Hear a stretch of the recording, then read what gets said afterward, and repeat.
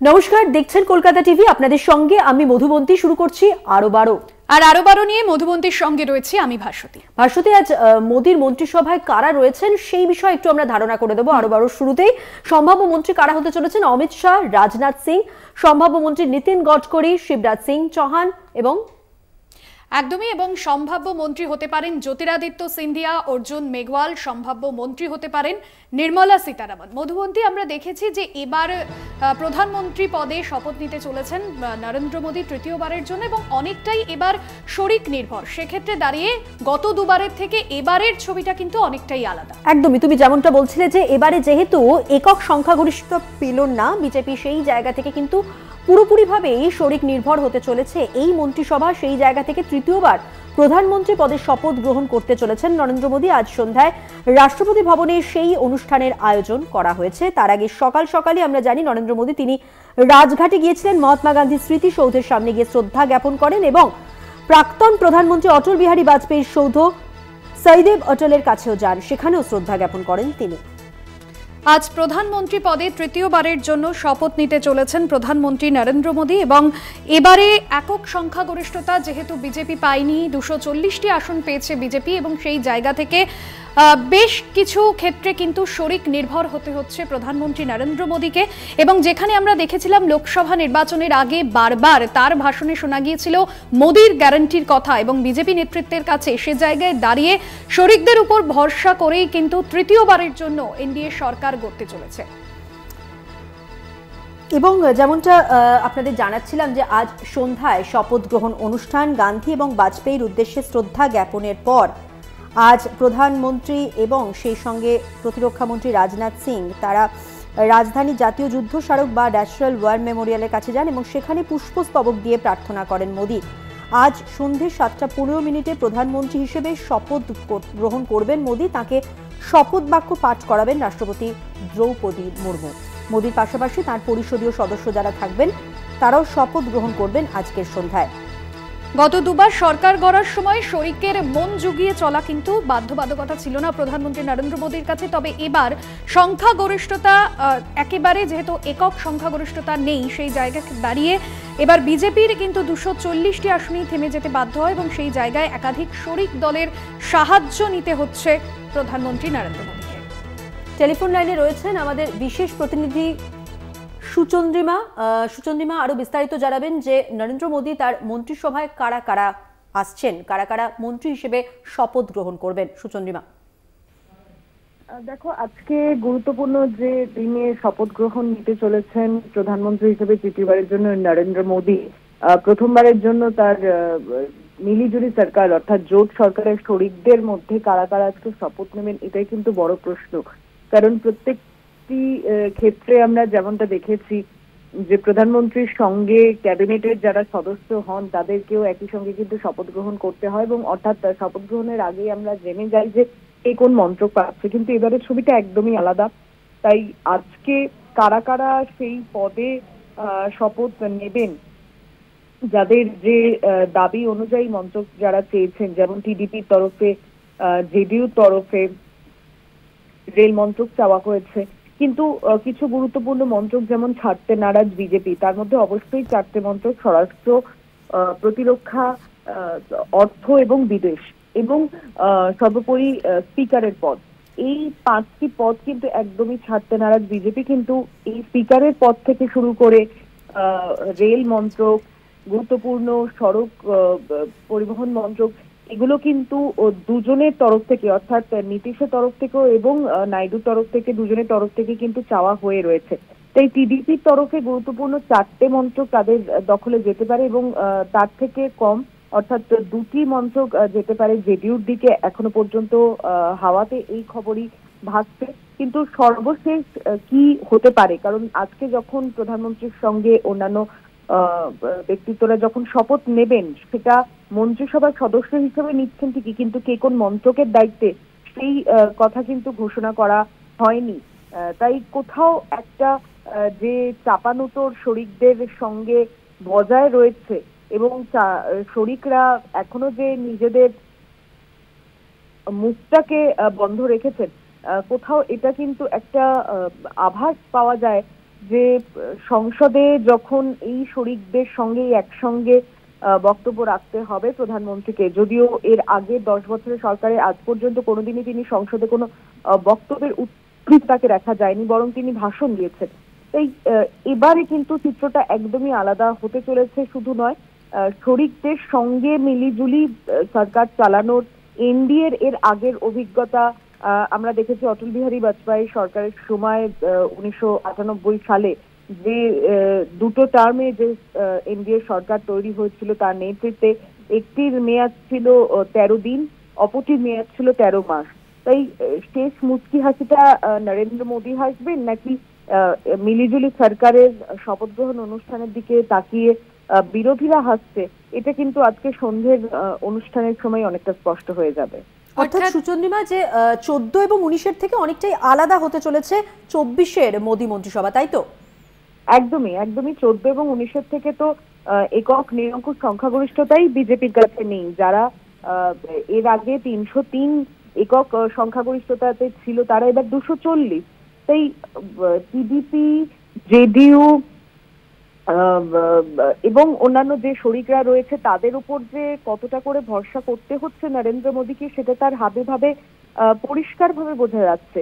14 সালের আগে যখন তিনি গুজরাটের মুখ্যমন্ত্রী হিসেবে সরকার চালিয়েছেন তখনও তিনি কোনোদিনও কোয়ালিশন গভর্নমেন্টে তাকে দেখা যায়নি, কেন্দ্রে তো একদমই নয়। তাই এই টার্মটাতে অর্থাৎ মোদী 3.0-তে প্রত্যেক মুহূর্তে কি পরিস্থিতি বদলাতে পারে, এটা নরেন্দ্র মোদী তিনিও আঁচ পেয়েছেন। শুধু নয়, তার মাথাতেও কিন্তু এই জিনিসটা সব থেকে বেশি ঘুরছে।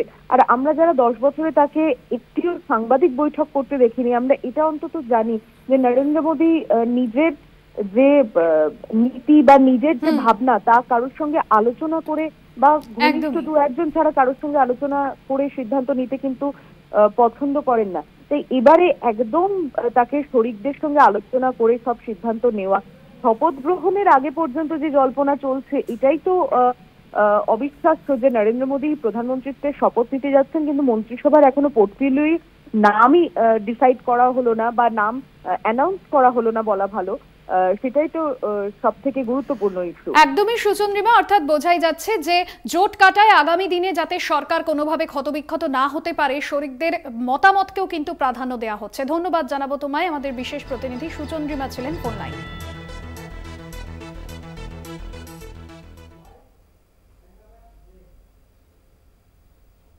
আর এখন সময় হয়ে গেছে একটা বিরতি নেওয়ার। ফিরে আসছি বিরতির পর, সঙ্গে থাকুন।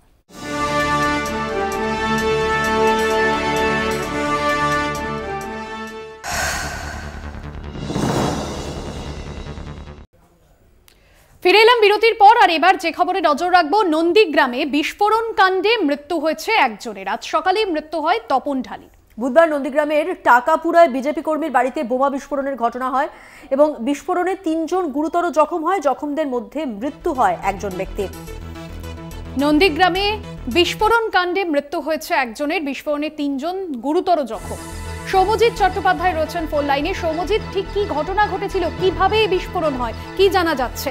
দেখো ভাষণী, গত বুধবার নন্দীগ্রামের টাকাপুরায় এক বিজেপি কর্মীর বাড়িতে 15 থেকে 20 জন যখন বোমা বাজছিল তখন আচমকাই বোমাটি ফেটে যায় এবং 3 জন গুরুতর জখম হন। শুভাশিস গায়েন, তপন ঢালি এবং বকুল বেরা। তারপরের দিনই কিন্তু বম্ব স্কোয়াড সেই স্থানে পৌঁছয় এবং প্রায় 20টি বোমা উদ্ধার করে এবং তারপরেই কিন্তু যারা জখম ছিল তাদের কোনো খোঁজ মেলেনি। তপন ঢালি যিনি ছিলেন তিনি কিন্তু তমলুক হাসপাতালে ভর্তি ছিলেন। আজ সকাল 6টার কিছু পরেই কিন্তু তার মৃত্যু হয়েছে এবং ইতিমধ্যেই তার দেহ নিয়ে যাওয়া হয়েছে ময়নাতদন্তের জন্য। ভাস্বতী, সৌম্যজিৎ, কে বা কারা এই বোমা বাঁধার কাজে যুক্ত ছিল, কি জানা যাচ্ছে পুলিশ সূত্রে? দেখো, পুলিশ বা স্থানীয় সূত্রে যেটা জানা যাচ্ছে যে বিজেপি কর্মীরা বকুল বেরার বাড়িতে বোমা কিন্তু বাঁধছিল এবং সেই বোমা বাঁধার সময় কিন্তু বেশ কয়েকটি বোমা ফেটে যায় এবং বিস্ফোরণ হয় এবং এই বিস্ফোরণই কিন্তু জখম হন ওই 3 বিজেপি কর্মী। ভাস্বতী, পুলিশ এখনো পর্যন্ত কি বলছে সৌম্যজিৎ? দেখো, পুলিশ যেটা বলছে যে পুলিশ কি কারণে ওই বোমা বাঁধার কাজ চলছিল সেটা কিন্তু খতিয়ে দেখছে। ইতিমধ্যেই বম্ব স্কোয়াড সেই স্থানে পৌঁছেছিল গত বৃহস্পতিবার এবং 20 খানা বোমা উদ্ধার করেছিল। ভাস্বতী, ধন্যবাদ জানাবো। সৌম্যজিৎ চট্টোপাধ্যায় প্রতিনিধি ছিলেন ফোন লাইনে।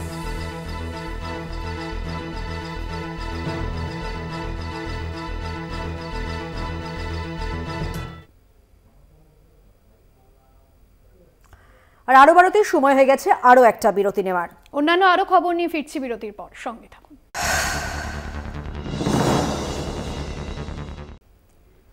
চোখ রাখবো কাকদ্বীপের খবরে। কাকদ্বীপে ভোট পরবর্তী অশান্তি, বিজেপি সমর্থক পরিবারকে মারধরের অভিযোগ উঠল। বাড়িতে তালা লাগিয়ে দেওয়ার অভিযোগ উঠেছে। অভিযোগ যে বাড়ির দখল নিতে দলীয় পতাকা লাগিয়ে দেওয়া হয় এবং পুলিশ তালা খুলে বাড়ি ফেরালেও হুমকি দেওয়া হতে থাকে, এমনটাই অভিযোগ উঠেছে। এবং অভিযুক্ত তৃণমূল আশ্রিত দুষ্কৃতীদের বিরুদ্ধে ধোলাহাট থানায় অভিযোগ দায়ের করা হয়েছে। বিস্তারিত জানাচ্ছেন আমাদের সঙ্গে টেলিফোন লাইনে রয়েছেন আমাদের প্রতিনিধি কোয়েল মঞ্জুর। কোয়েল, পারিবারিক বিবাদের জের ঠিক কি অভিযোগ এবং শাসক দলের পক্ষ থেকেই বা কি বলা হচ্ছে? মিটেছে এবং ইতিমধ্যে কিন্তু নির্বাচনের যে ফলাফল, সেই ফলাফল ঘোষণা হয়েছে এবং সেই ফলাফল ঘোষণার পর থেকে কিন্তু রাজ্যের একাধিক জায়গা থেকে ভোট পরবর্তী হিংসার খবর উঠে আসছে। এরকমই কিন্তু দক্ষিণ 24 পরগনা জেলার মথুরাপুর লোকসভা কেন্দ্রের ধোলাহাট থানার অন্তর্গত যে রবীন্দ্র গ্রাম পঞ্চায়েত রয়েছে, এই পঞ্চায়েত এলাকার মৃণালনগর এলাকা, সেখানে যেমনটা অভিযোগ বিজেপি সমর্থিত এক কর্মীর বাড়ি, অর্থাৎ কালীপদ হালদার নামে এক ব্যক্তির বাড়ি এবং তার বয়স্ক বৃদ্ধা পিসিমা সেই বাড়িতে থাকতেন, পরিবারের অন্য সদস্যরা থাকতেন। এবং গত 4 জুন ভোটের রেজাল্ট আউট হয়ে যাওয়ার পর কিছু এই পরিবারের যেমনটা অভিযোগ যে কিছু স্থানীয় তৃণমূল আশ্রিত দুষ্কৃতীরা তাদের বাড়িতে যায়, চড়াও হয়, বাড়ি ভাঙচুর করে এবং বাড়ির মহিলাদের গায়ে হাত তোলে, অর্থাৎ মারধর করে। এবং সেই যে মারধরের অভিযোগ উঠেছে কোয়েল, যারা বলছেন যে অভিযোগ করা হচ্ছে যাদের পক্ষ থেকে, তারা ঠিক কি বলছেন বা প্রত্যক্ষদর্শী কেউ যদি থাকে তাদের কি বক্তব্য? তারা যেমনটা বলছে, এই যে রবীন্দ্র গ্রাম পঞ্চায়েতের মৃণালনগর এলাকা, এখানে কিন্তু তৃণমূলের যারা পরিচিত কর্মীরা রয়েছে তারা দিনের পর দিনই বিভিন্ন রকম অপ্রীতিকর ঘটনা ঘটিয়ে আসছে। আচমকাই তাদের বাড়িতে এসে তারা নাকি বিজেপিতে ভোট দিয়েছে এরকম দাবি তুলে আচমকাই নির্বাচনের ফলাফল ঘোষণার পর বাড়িতে হামলা করে এবং চড়াও হয়।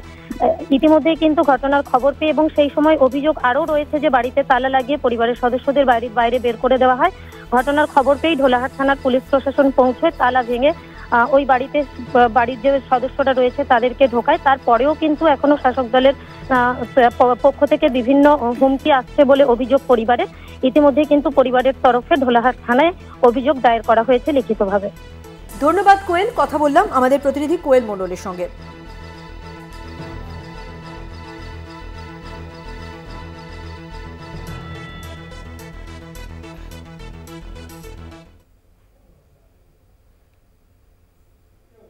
আরো বারোতে সময় হয়ে গেছে আরো একটা বিরতি নেওয়ার। বিরতির পর ফিরছি, সঙ্গে থাকুন। ফিরে এলাম বিরতির পর। রাজ্যে নির্বাচন মিটে যাওয়ার পর থেকেই বিভিন্ন জায়গা থেকে ভোট পরবর্তী হিংসার ছবি সামনে আসছে। মালদার মানিকচকে ভোট পরবর্তী হিংসার বলি কংগ্রেস কর্মীকে কুপিয়ে খুনের অভিযোগ, আর এই অভিযোগ উঠে আসছে তৃণমূলের বিরুদ্ধে। পারিবারিক বিবাদের জের, যেমনটা জানা যাচ্ছে ভাস্বতী, এই পারিবারিক বিবাদের জেরে খুনের ঘটনা এবং পাল্টা দাবি কি শাসক দলের, তারা এটাই দাবি করছে খুন নয় পারিবারিক বিবাদ, তার জন্যই এই ঘটনা। মানিকচকে কংগ্রেস কর্মীকে কুপিয়ে খুনের অভিযোগ উঠেছে তৃণমূলের বিরুদ্ধে। মৃতের নাম আকমাল শেখ। অভিযোগ গতকাল রাত 8টা নাগাদ মানিকচকের জেসারত টোলা এলাকায় হামলার ঘটনা ঘটে এবং বাড়ি ফেরার সময় কংগ্রেস কর্মী বছর 22-এর আকমল শেখকে এলোপাথারি কোম্পায় তৃণমূল আশ্রিত দুষ্কৃতীরা মালদা মেডিকেল কলেজ হাসপাতালে নিয়ে গেলে ওই কংগ্রেস কর্মীকে মৃত বলে ঘোষণা করেন চিকিৎসকরা। মৃতের পরিবার তৃণমূলের বিরুদ্ধে এই অভিযোগ এনেছে। মৃত যুবকের আত্মীয় কি বলছেন, কি অভিযোগ তার শোনা। তৃণমূলের ফল খারাপ হয়েছে, আমার গোপালপুর অঞ্চলে আমার বুতো হয়েছে। আচ্ছা, এই জন্য মানে আর একটা ইস্যু ধরেছে, হ্যাঁ, কি যে ভয় দেখাবো, হ্যাঁ, এই করাবো, ভয় দেখাবো, তার কারণে তো আমার ছেলেকে আক্রমণ করবো। কি প্রশাসনের দাবি চাইছি, কি করে দিচ্ছে প্রশাসনের মাধ্যমে, ওটাই আমি দাবি বিচার চাই। থানায় অভিযোগ জানিয়েছেন? থানায় অভিযোগ এখানে জানাই তো ব্যস্ত আছে, জানাজানি হয়নি। জানাবেন। আপনার নাম? তার জন্য কি তৃণমূল ওরা পিছিয়ে আছে, কংগ্রেস এখানে ভোটের মার্জিনে এগিয়ে আছে। এরই হিংসা নিয়ে এই জন্য এটা হলো, হিংসা নিয়ে এরা মানে এই খুনের খেলাটা খেলছে। আচ্ছা, এবং বিশেষ করে এর পেছনে এখানকার এমএলএ সাবিত্রী মিত্রর প্ররোচনা আছে এবং আইসি সাহেবের মদত আছে, সহযোগিতা আছে।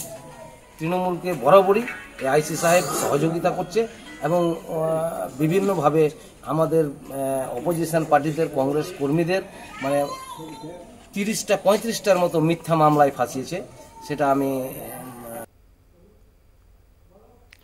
অন্যদিকে জয়ী সাংসদ ঈশা খান চৌধুরী কংগ্রেসের তরফে তিনি কি বলছেন শোনাবেন।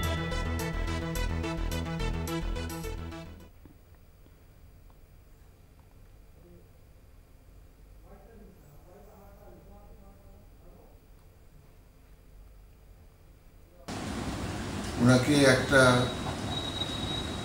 বলতলা আমবাগানে ওনাকে নিয়ে যাওয়া হয়, ওখানে এমন ওকে মেরেছে এবং ওনার পায়েকে এমন কেটেছে হাসুয়া দিয়ে যে ওনাকে যখন হসপিটাল নিয়ে চলে যায় উনি বেশিক্ষণ বাঁচলেন না, বেশিক্ষণ বাঁচতে পারেনি। এদেরকে ধরে মানে নাসিরের দৌড়লে শুধু কাজ হবে না, কারণ মাস্টার মাইন্ড এর পিছনে যে লোক আছে নাসির শাসক দলের একটা অঞ্চল লিডার, উনাকে ধরতে হবে। কারণ দীর্ঘদিন উনি মানুষকে অত্যাচার করছে, উনার এগেনস্টে প্রায় 25 এফআইআর আছে। পরিবারের পক্ষ থেকে তৃণমূলের বিরুদ্ধে অভিযোগ করা হয়েছে, অঞ্চল সভাপতি মোহাম্মদ নাসিরের বিরুদ্ধে খুনের অভিযোগ তোলা হয়েছে। অভিযোগ অস্বীকার করেছে শাসক দল। পঞ্চায়েত ভোটের আগে থেকেই মানিকচকের এই এলাকায় গন্ডগোল চলছে। পঞ্চায়েত ভোটের দিন খুন হন তৃণমূল কর্মী শেখ মালেক, আর তিনি তৃণমূল অঞ্চল সভাপতির আত্মীয় ছিলেন। মালদার মানিকচকে কংগ্রেস কর্মীকে কুপিয়ে খুনের অভিযোগ তৃণমূলের বিরুদ্ধে। মৃতের নাম আকমল শেখ। গতকাল রাতে এই ঘটনা ঘটে এবং মানিকচকের জেসারত টোলা এলাকায় হামলার ঘটনা ঘটে। বাড়ি ফেরার সময় কংগ্রেস কর্মীকে এলোপাথারি কোপায় তৃণমূল আশ্রিত দুষ্কৃতীরা। মালদা মেডিকেল কলেজ হাসপাতালে নিয়ে গেলে ওই কংগ্রেস কর্মীকে মৃত বলে ঘোষণা করেন চিকিৎসকরা। পরিবারের পক্ষ থেকে তৃণমূলের বিরুদ্ধে অভিযোগ করা হয়েছে। শাসক দলের দাবি পারিবারিক বিবাদের জেরে খুন।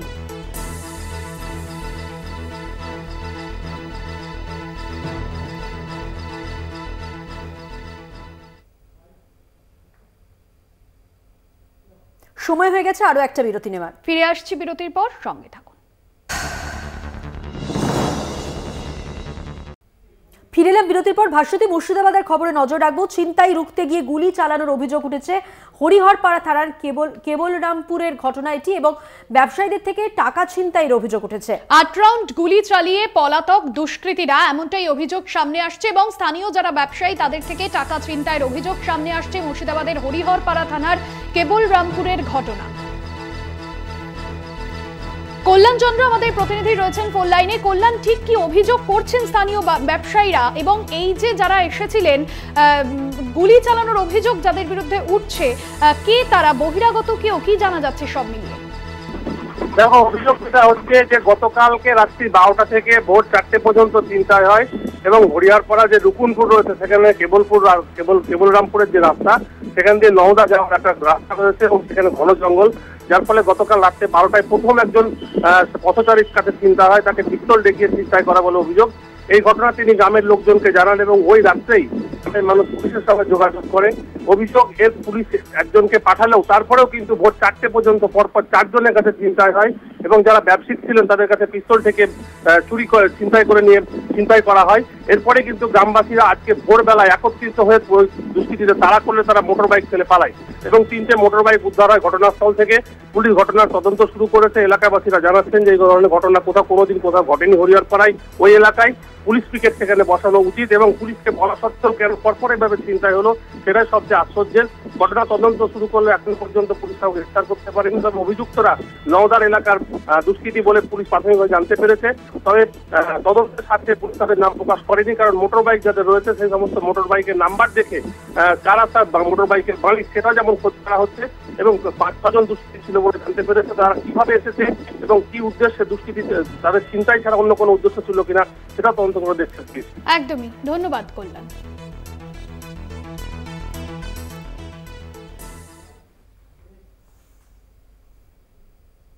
আর এখন নিয়ে নিচ্ছি ছোট্ট একটা বিরতি। ফিরছি বিরতির পর, সঙ্গে থাকুন। এবার যে খবরে নজর রাখবো, শিয়ালদা স্টেশনের নন ইন্টারলকিং এর কাজ প্রায় শেষ। সময়ের 2 ঘন্টা আগেই পরিষেবা স্বাভাবিক হওয়ার আশ্বাস। 2 ঘন্টা আগে থেকেই চলবে ট্রেন, এমনটাই জানালো পূর্ব রেল। আমরা দেখছি যে গত দুদিন ধরে রীতিমতো ভোগান্তির শিকার হচ্ছেন নিত্যযাত্রীরা। স্টেশন চত্বরেও উপচে পড়া ভিড়, কারণ ইন্টারলকিং এর কাজ চলছে শিয়ালদহ স্টেশনের 1 থেকে 5 নম্বর প্ল্যাটফর্ম। আর এই ইন্টারলকিং এর কাজ এবার প্রায় শেষের মুখে। সময়ের 2 ঘন্টা আগেই পরিষেবা স্বাভাবিক হওয়ার জন্য আশ্বস্ত করা হয়েছে রেলের সূত্র থেকে, এবং 2 ঘন্টা আগে থেকে চলবে ট্রেন, এমনটাই পূর্ব রেল জানিয়েছে। আপনাদের আরো একবার জানাবো, গত দুদিন ধরে যে পরিস্থিতি তৈরি হয়েছিল, মূলত দমদম সহ বিভিন্ন যে স্টেশনগুলো রয়েছে, ব্যারাকপুর, মধ্যমগ্রাম, সেই ছবি আপনাদের সামনে তুলে ধরেছিলাম। একের পর এক বিভিন্ন যে ট্রেন, লোকাল ট্রেনগুলি বাতিল হয়েছিল, এবং যার কারণে কিন্তু যথেষ্টই সমস্যায় পড়েছিলেন নিত্যযাত্রীরা।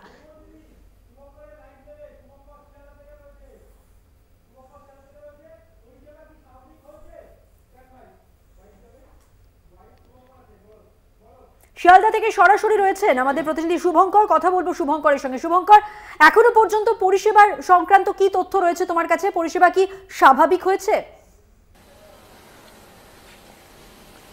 না দেখো, এখনো পর্যন্ত পরিষেবা স্বাভাবিক হয়নি। আমি এই মুহূর্তে দাঁড়িয়ে রয়েছে একদম 1 থেকে 5 নম্বর প্ল্যাটফর্মের, বলা যেতে পারে 3 এবং 4 নম্বর প্ল্যাটফর্মের মাঝে, এবং আমার ঠিক পেছনে এইখানে এই মুহূর্তে একেবারে শেষ মুহূর্তের কাজ চলছে।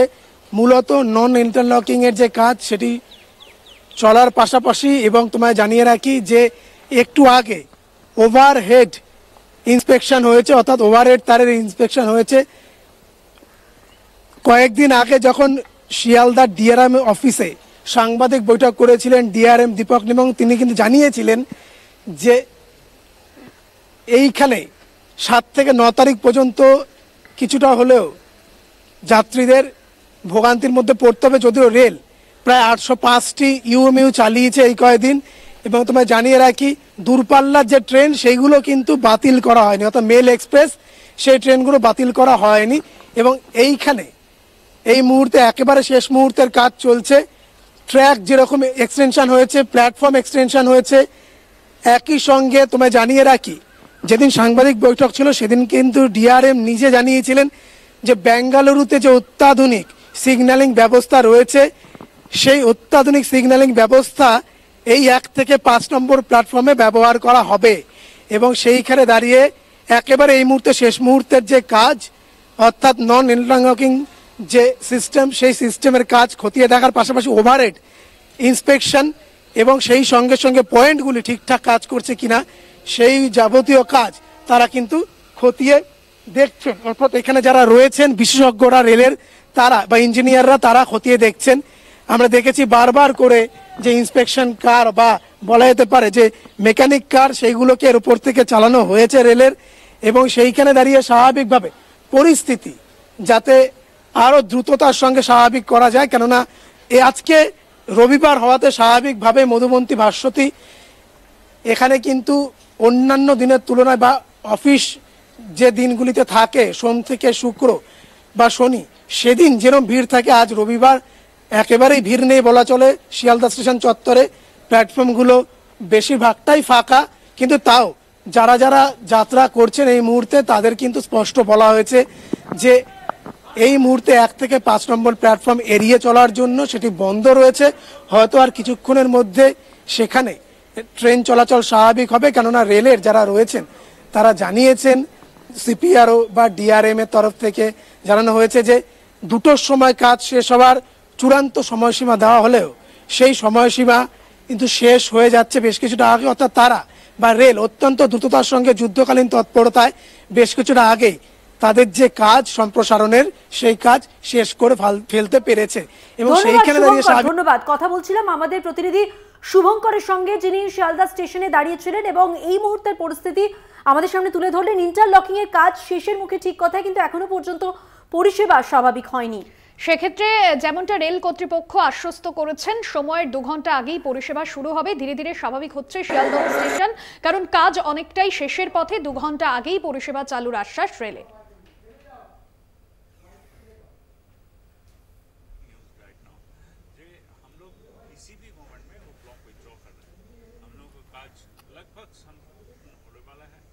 किसी भी टाइम 2 बजे तक हम लोग इंतजार नहीं कर रहे हैं। उसी के पहले हम लोग किसी भी टाइम हम लोग ब्लॉक विथड्रॉ कर लेंगे।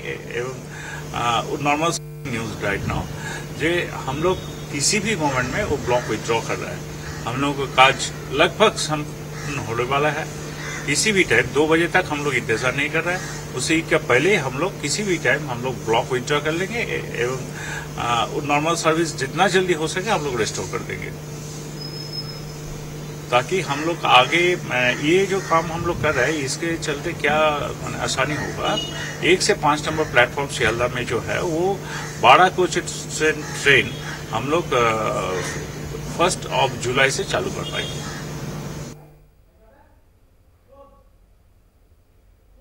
আর আরো আজকের মতো এ পর্যন্তই।